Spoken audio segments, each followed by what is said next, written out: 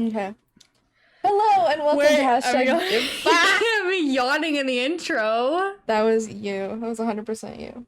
Well, now I don't have to yawn anymore. That one doesn't count. I didn't mess up that intro. It was interrupted. Anyways. Right, go ahead. Hello and welcome to #Deep, the Deep Dive podcast. I am your host, Emery. And I'm your other host, Spoons. My mom loves when you do that. Whenever I put the podcast on. The way you do the intro the same time. The same way every time. What? You go, and I'm your host, Spoons. It's cute. Anyways. My mom watches our podcast. Yes. I think my mom watches ours too. Today, we're doing kind of a more chill episode. I do want to point that out. We are both on pretty low spoons today. Oh. Although this topic is not chill. No, I mean, it's not, but it's also, like, it's not chaotic. Like, we're not going to be talking... it's more like, it's like a serious topic. Yeah, but it's not like K-pop where we were talking about... Right. Craziness. That being said, the topic is my week. I want to talk about endurance and performance art, which some people might not know what that is, but I will explain, I promise. But first, I just want to say, this is the obligatory don't get mad at us intro. We're doing more of those lately. Yeah, well, I feel like I keep having to do them on my episodes because I keep picking these topics. Anyway, endurance art and performance art can cover some very intense topics such as self-harm, sexual assault, and all those sorts of things. And I will be talking about those. So if you're sensitive to those things or you don't want to hear about those things, then maybe this is not the episode for you. Go watch one of our other ones, like the K-pop episode, which is I swear we have more episodes that aren't talking about, like, severe mental health. Shit. I know it's been a lot recently, but, like, I promise. Yeah. There's other stuff. Go watch stuff. the Bo Burnham episode. That's a good one. Kind of. Yeah. Go watch Bo Burnham. Or something. There's other stuff. Right. And then the second thing I want to say is that, like, a lot of endurance art and performance art and a lot of the artists involved in it and the pieces that they do are very controversial. Like, even within the art world. And that I'm not in any way, by discussing these things, condoning any of their actions. But I want to look at, you know, these pieces through an artistic lens and discuss the artist's intentions. And it's objective, I think. Right. We're looking at it from a third, like a wide view, not like a... Like, obviously, I'll input my opinions. Anyway, obviously, I'll be inserting my opinions here and there, but I don't want it to seem like I'm... Like, if I say a piece is cool, it doesn't mean that I approve of their actions. Yeah, I just think it... I guess our vocabulary is going to be very layman's terms today, so, like, us saying, oh, that's a really cool thing of art, that doesn't mean that we're, like, saying it's... I would do that. Yeah, like... we're not condoning it, we're not saying it's, like, a good action to do, we're saying that, like, cool equals, like, thought-provoking. It's interesting. It's not, like, oh, this is, like, really good, other people should do this. Before I get started, I need to go look up how to pronounce something. Marina Abromovic. Is that it? Yes.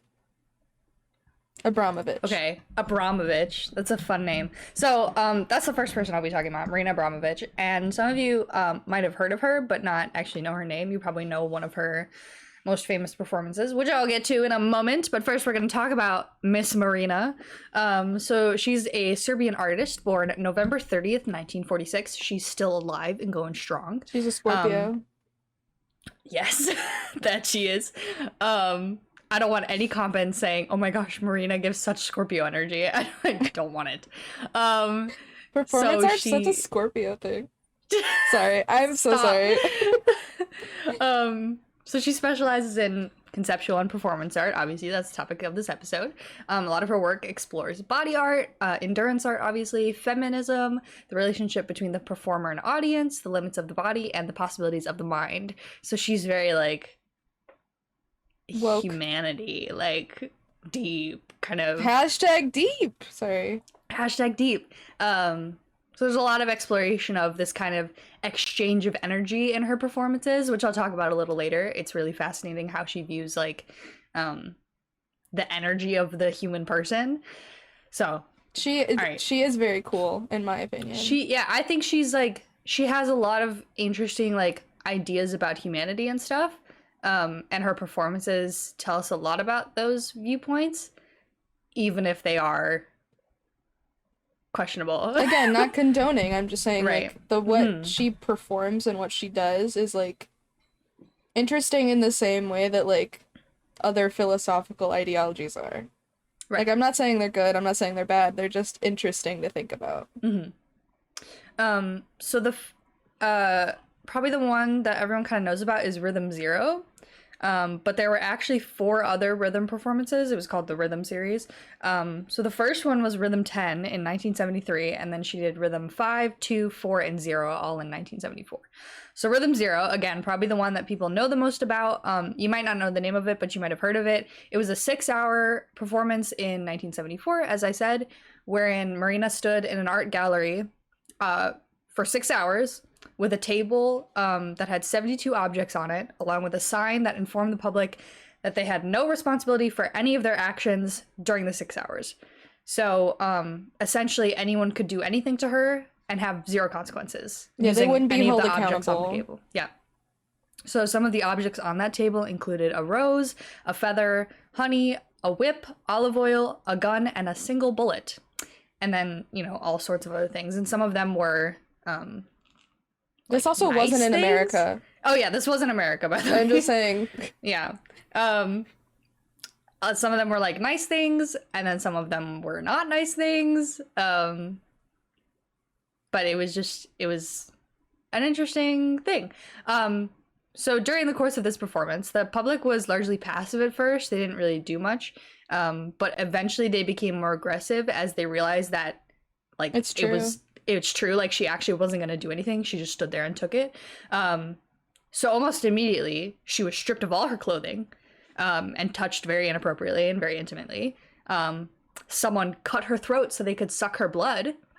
It wasn't like a severe cut, but like still. Just but like disturbing. And towards the end, someone even loaded the gun and held it to her head and started wrapping her hand around it so that she would have to end up shooting herself. But then a fight broke out in the audience, actually, which stopped them from doing that. So like people got not only aggressive with her, but then aggressive with each other, and it like created this big divide in the audience of like, don't kill the performer, which I think is kind of a theme in endurance art of like, a lot of these you'll find like the performer puts themselves in a lot of danger. I think that's... But anyway, I don't know. Yeah, I did like a whole essay on this, so like my thoughts on it are very different because I had more, not an up close perspective, but like I spent like a month doing research and like watching it and seeing interviews with her. So I don't know. I guess I never actually explained what endurance art is. Endurance art is essentially where the artist like involves himself in the art, and then like it's a test of like basically how far can it go? How far can it go? Their strength and endurance art, obviously. So yeah, so that Rhythm Zero ended after 6 hours, and Abromovic began to walk towards the audience afterwards, and everybody scattered. Everybody just left to avoid confrontation. Because she didn't move, by the way. That's also something. The only way that she moved is if people moved her. Yeah. So she didn't move at all until after the timer went 0. So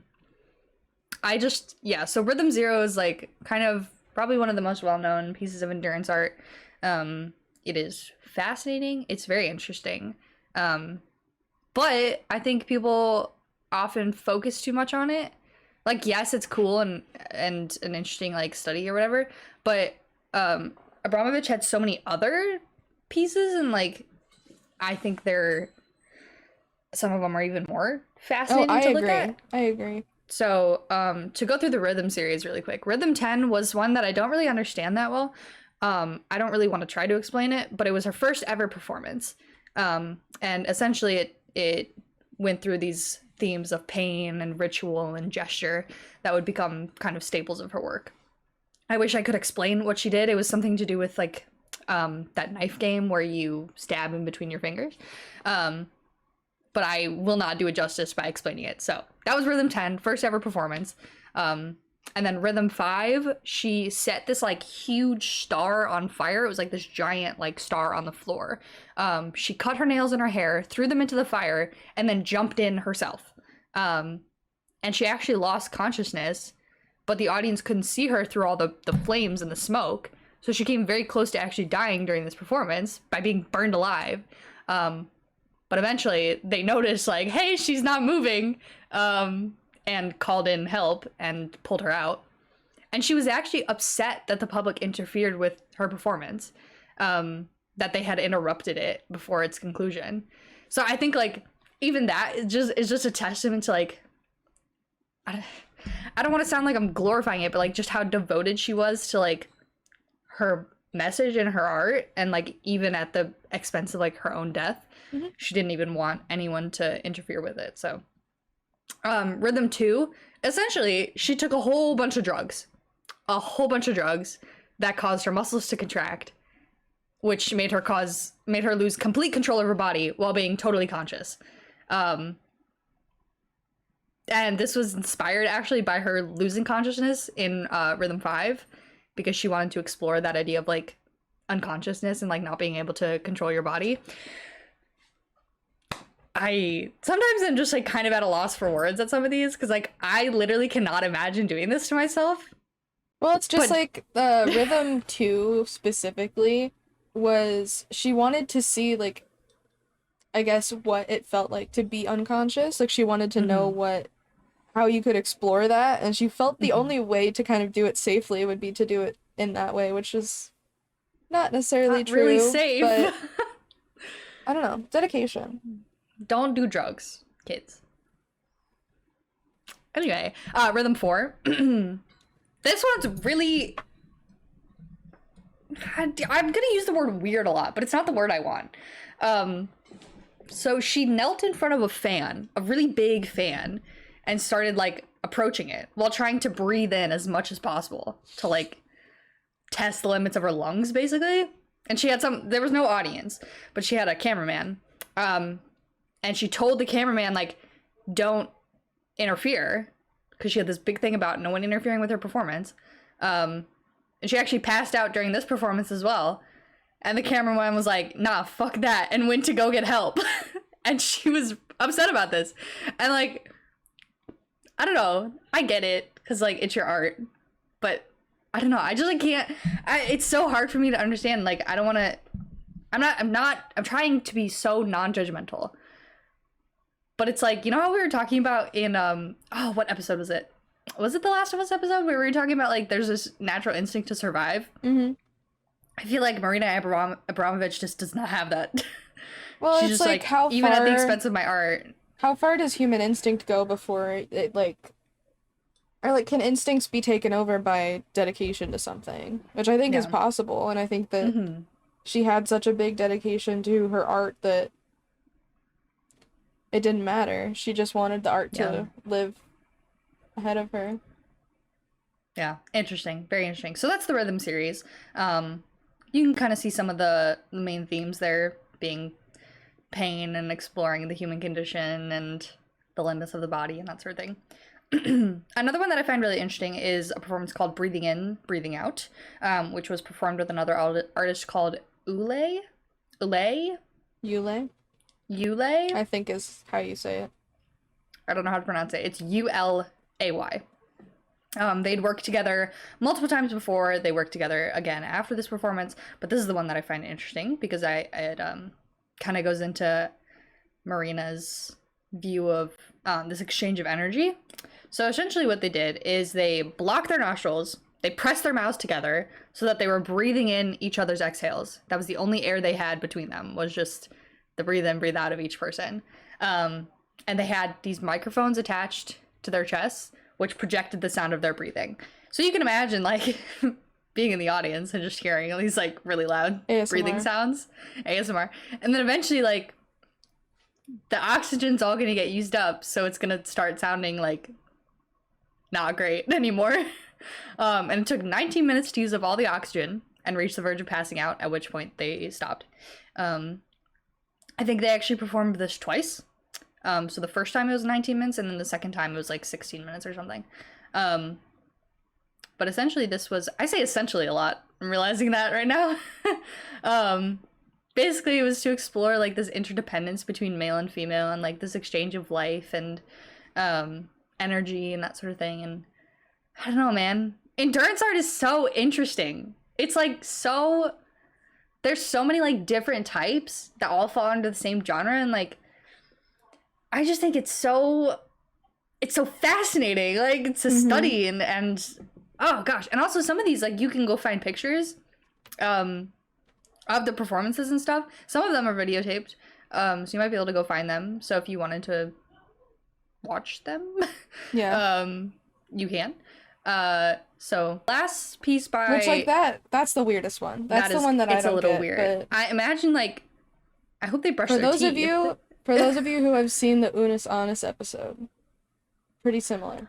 Oh, yeah. Not really, but just close enough. Yeah.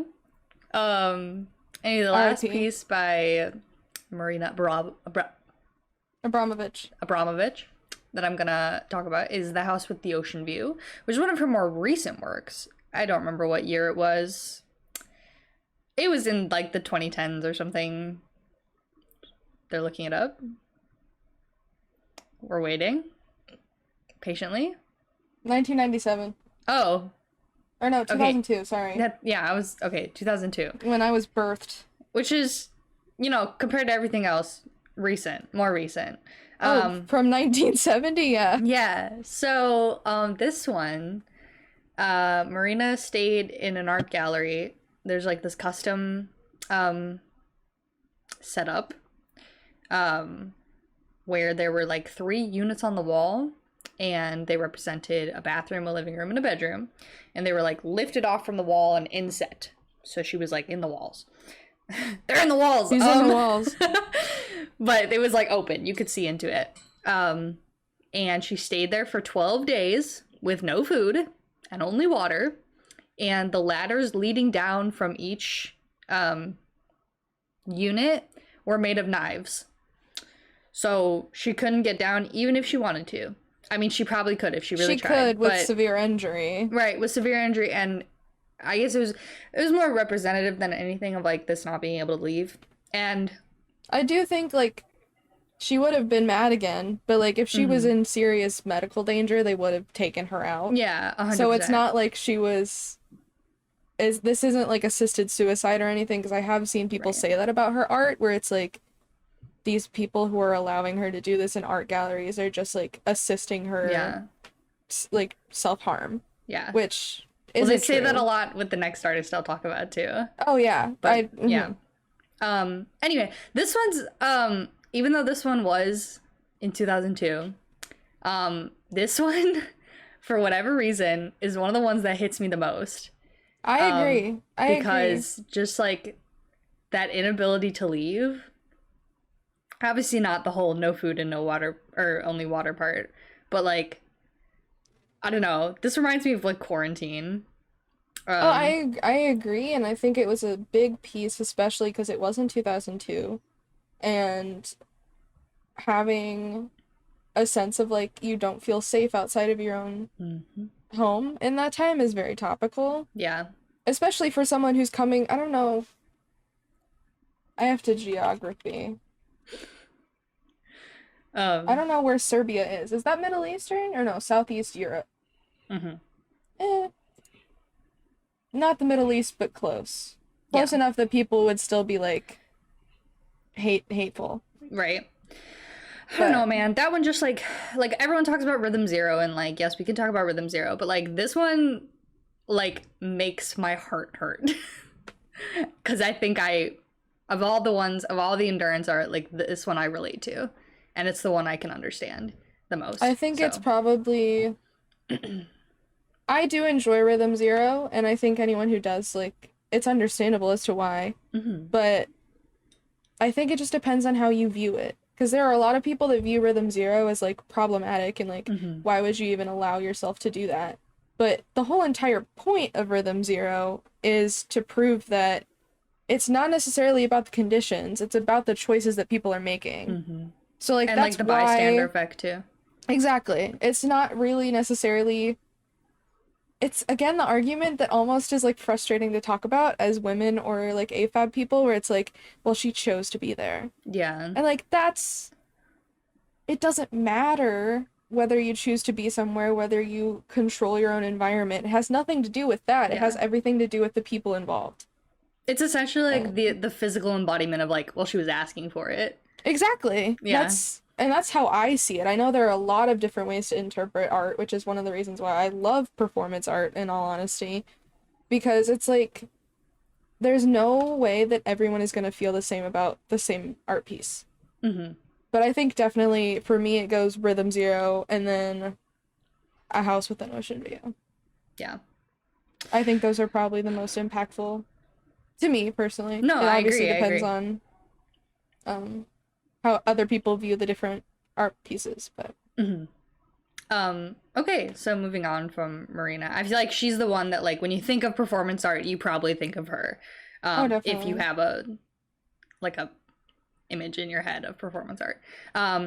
But someone who's kind of like not on the rise, but someone who's been making the rounds in the art world.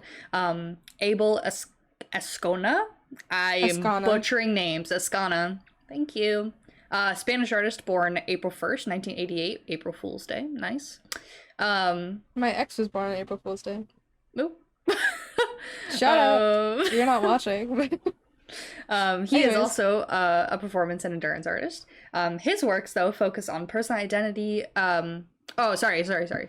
Let me rephrase. His first couple works focused on personal identity, violence, and pain, and his later works, the ones he's doing now and has been doing in the past couple years, have been more critical, political, social, that sort of thing. I'm a big fan of Abel Azcona. I am too. Yes. I like feel his like, and work. I hate saying this because I hate being like, oh, this person's doing it better. But I feel like Abel is doing modern day what Marina was doing in her present time. Yes. So it's like taking what Marina was doing and modernizing it and making it palatable for like the new generation. Right. Which I hate saying, but like it's more palatable for people, I think. Yeah. Okay. So the first one I want to talk about, probably his most or one of his most recognized ones, is called Empathy and Prostitution. So something important to note is Abel was born to a prostitute and then was abandoned at like a couple days after his birth at a clinic and never knew his mom, but knew that she was a prostitute. So this first piece called Empathy and Prostitution was kind of a study in how his mother felt. He wanted to empathize with his mother and know what it was like for her. And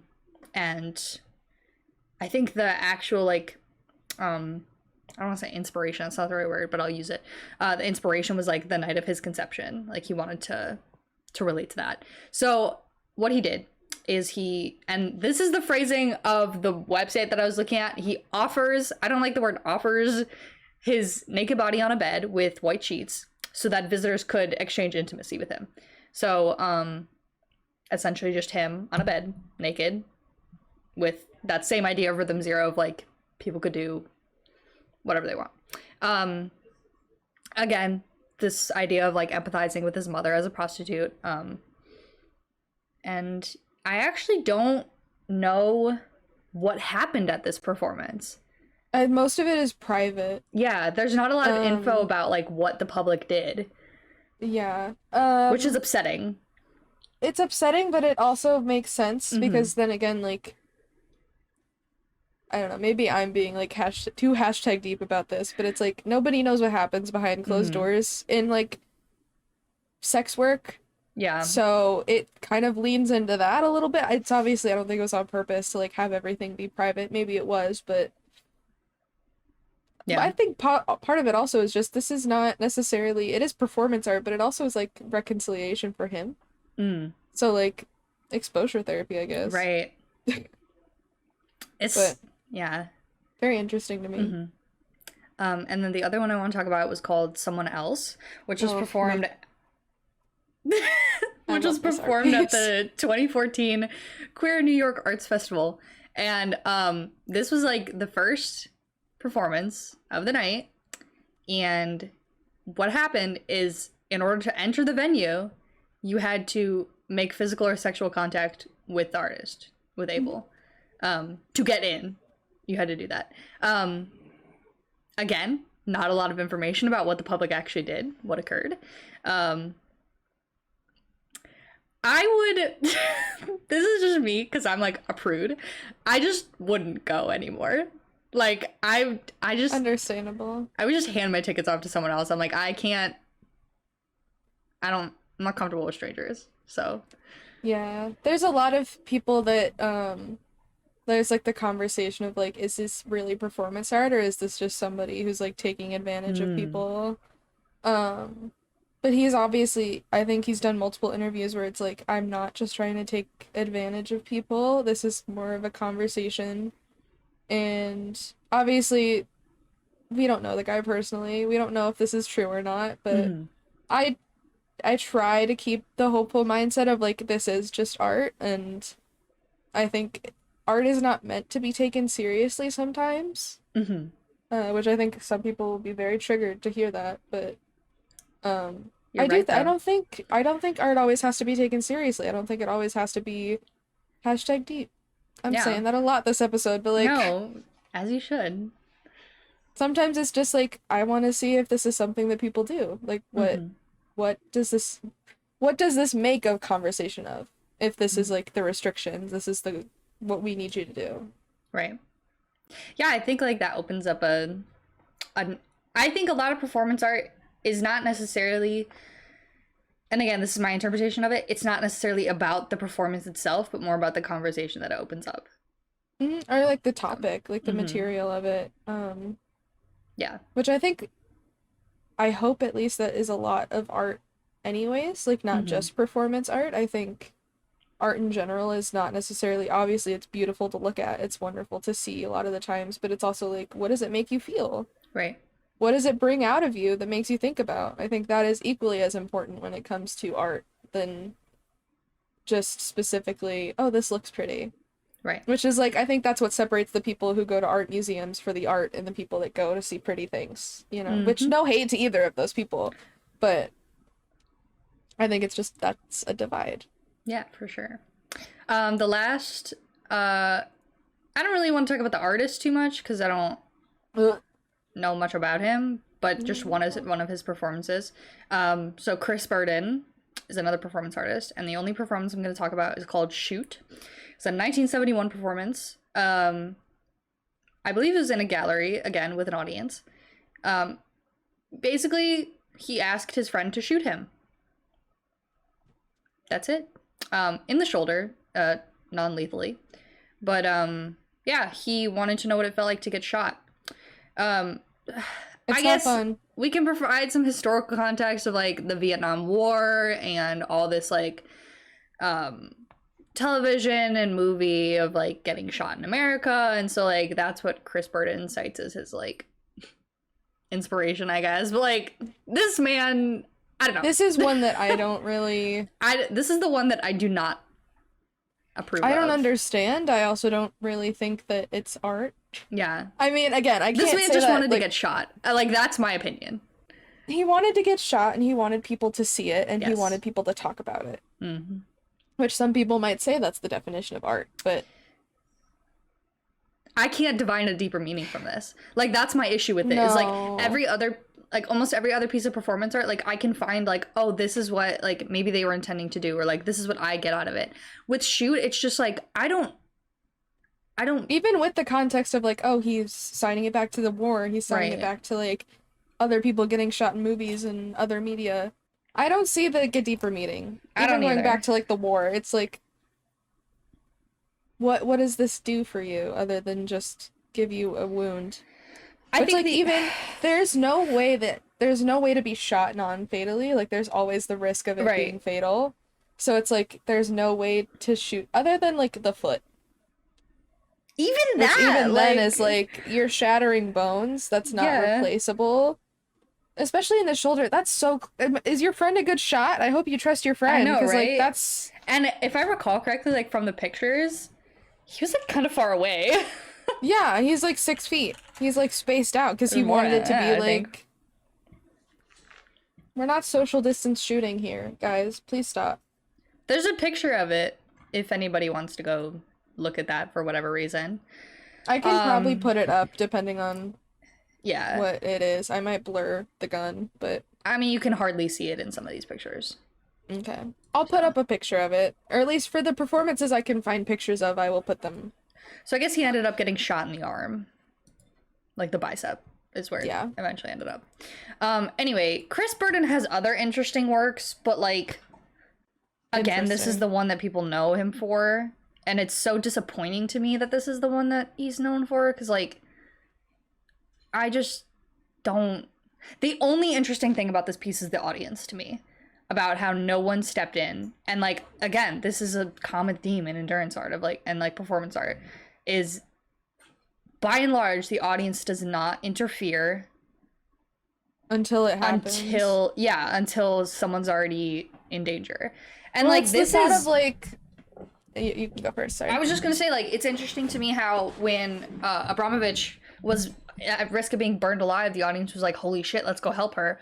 But Chris Burden literally lined up to get himself shot, and the audience was just like, yeah, let's go, we're ready. Well, that's what I mean. That's what I was going to talk about, where it's like I'm sure a lot of people thought it wasn't going to happen. A lot of people were like, the gun's not loaded. This is like the whole art is like the act of like asking. Right. But I think a lot of people, the bystander effect is it partially, but it's also like sorry.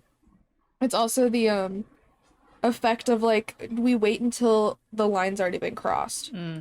Which is like what I think about a lot with Rhythm Zero, is like it started off as like people handing her a rose. Or like, you know, being nice to her, giving her hugs.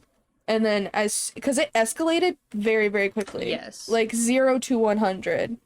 I think it was like somebody like one of the guys slapped her. And then it went fucking insane. Yeah. But it's like everyone is just waiting for that line to be crossed. And then once it's crossed, it's like, it's okay now. Yeah. We can all do it now that somebody else has already made the bad choice, because then if we have consequences for it later, we can all just be like, well, this guy did it first. Yeah. I don't know, man.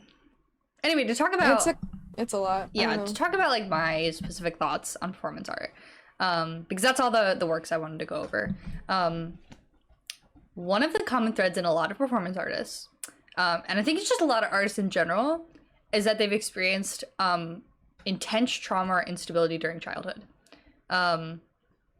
Like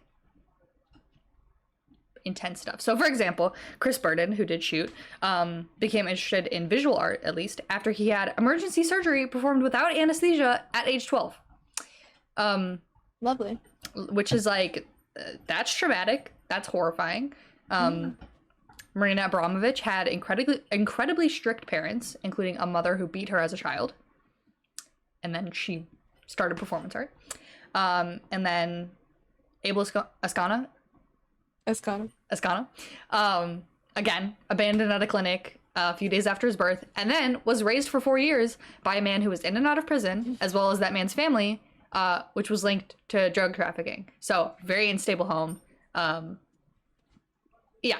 So, I mean, like, that's only, like, the 3 artists that we talked about today, but, like, and maybe some people will say, like, well, you're cherry picking the artists that have trauma, and it's like, no, like, these are some of the most famous performance artists. Like, they're successful for a reason. The whole point is that, like, it's the fact that there are multiple that we can pick out. Yeah. That have kind of similar, that they all had such a rough childhood. And that they now are so influential.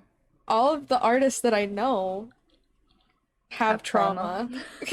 Yeah. And I don't want to say that like it's like generalizing, but it's true. Like all of the creative people in my life have some trauma that almost like is rooted in why they do art. Right. So it's like, I don't think it's very controversial for us to say that like art and trauma have a link and a common thing. Like it's not unheard of for trauma to be the reason why people pick up art, because they want like an expressive outlet. I think it's important to mention, like, everyone has some extent, like, to some extent has trauma. But, like, when it comes to artists, I feel like it's a lot more intense or, like, world-changing or, you know, that sort of thing. So. Well, that's why I talk in therapy, because I go to therapy. Like, the whole thing of, like, little T trauma and big T trauma, where it's, like, there's trauma doesn't necessarily always mean, like, death or violence or, like, very severe instances. You can have trauma by being embarrassed in high school. Like, that's still considered trauma because it was traumatic to you. It has nothing to do with, like, the blank slate definition of it. It has everything to do with, like, how it affected you. What are your thoughts and feelings afterwards? So trauma doesn't necessarily mean, like, some big, huge thing that caused, like, an entire, like, world-shattering view. Yeah. And then kind of something that we've been talking about throughout and that we mentioned at the beginning. Endurance art, performance art, so controversial. Like, so, like, okay, I don't want to, okay, the art world, okay, hold on. Artists and the art world are pretty chill. Like, a lot of stuff goes in art that wouldn't go anywhere else. Like, they're pretty forgiving. So for even, like, the art world to be like, hey, yo, that's kind of fucked up, like, you know, it's gotta be a little fucked up. And, like, that performance art kind of is that for the... Anyway, to go off of this, something I want to talk about, Abel Azcona, in particular, has had a lot of his performances canceled, protested, all sorts of things, and he's received death threats. He's been, like, publicly, like, persecuted and, like, had acts of violence committed against him, which actually this is so artist of him. He was inspired by all of this to go do another work called The Death of the Artist, in which he stood on a raised platform with a loaded firearm. He was like, hell yeah, let's turn this into more art. And, like, that's just so artist of him, you know? Well, and I think, like, I want to retract, by the way. I did say that I love Abel Azcona, and that, again, back to what we said at the beginning of this episode, is, like, I'm not saying he's a good guy. I'm not saying his art is in a positive light. I'm not saying what he does is great. When I say I love his work, it's because it's so thought-provoking. And I already, like, as you guys have seen in, like, the episodes that I've done, I already really enjoy controversial media. I think it's interesting to look at. I think it's interesting to hear how other people view it. And when it's, like, dubiously controversial, not, like, you have fucked up viewpoints, like, controversial. Because a lot of this is not, like, it's not rooted in racism or stuff like that. It's rooted in, like, this is a conversation, and these things that inspired this are not necessarily terrible things. They're just viewed as that, and so it's, like, trying to replace how we view these negative things. So, again, I want to reiterate, because I don't want people thinking, like, oh, they love Abel Azcona. I think his stuff is very interesting.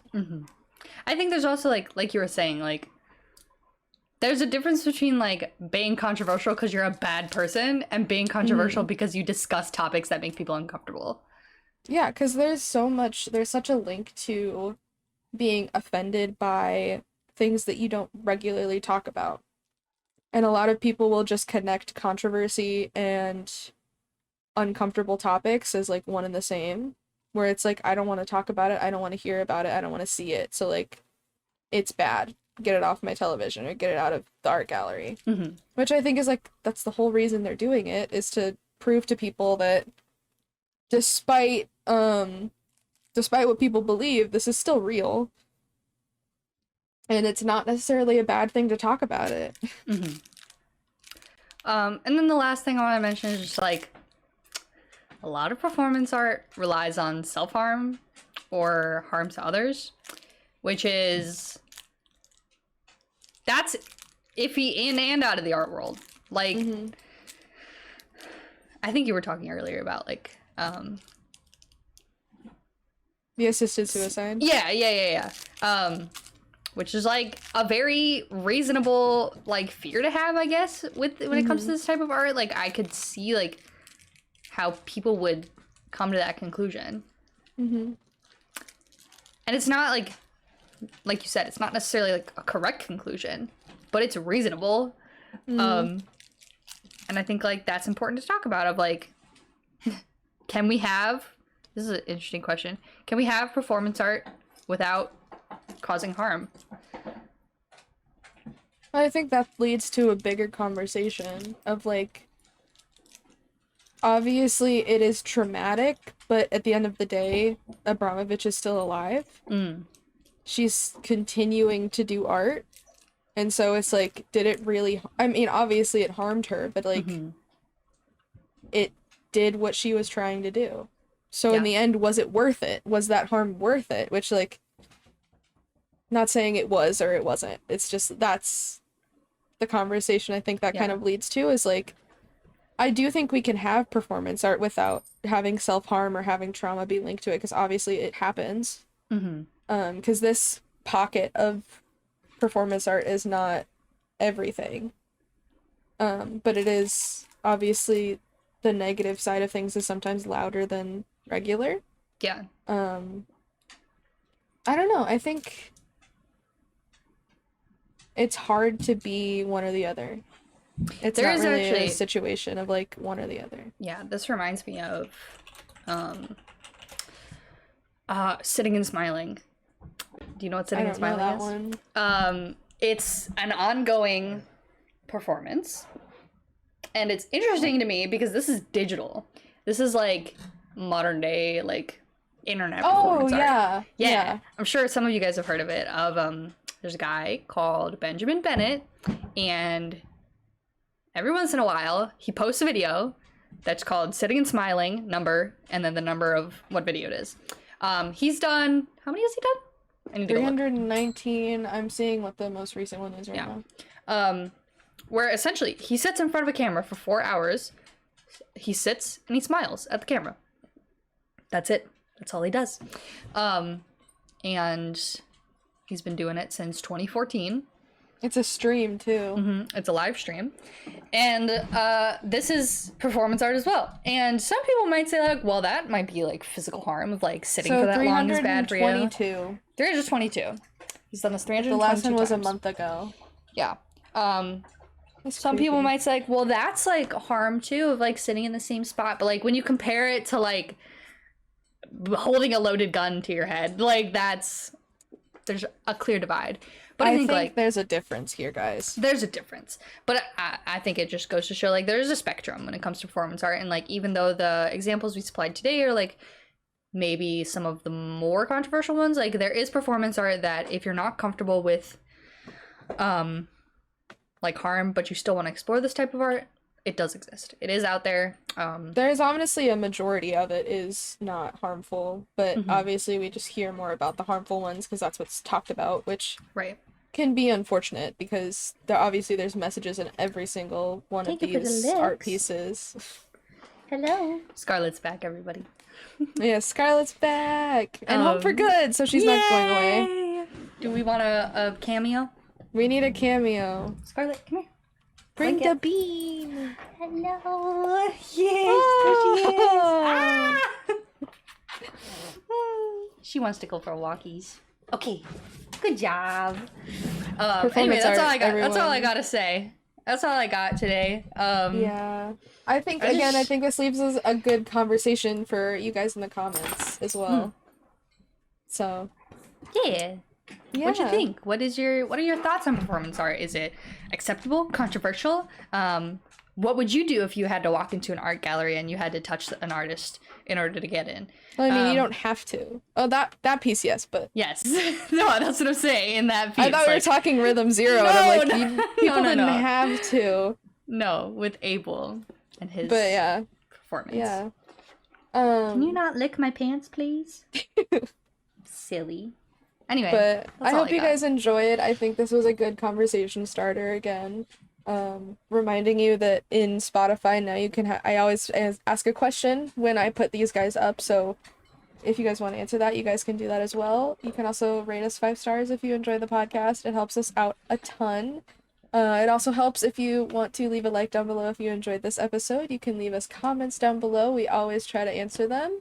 We're now also posting shorts on YouTube, so you guys can see those as well, clips from past episodes if you want to see what it's about, but you don't really have the interest to watch the full-length hour episode.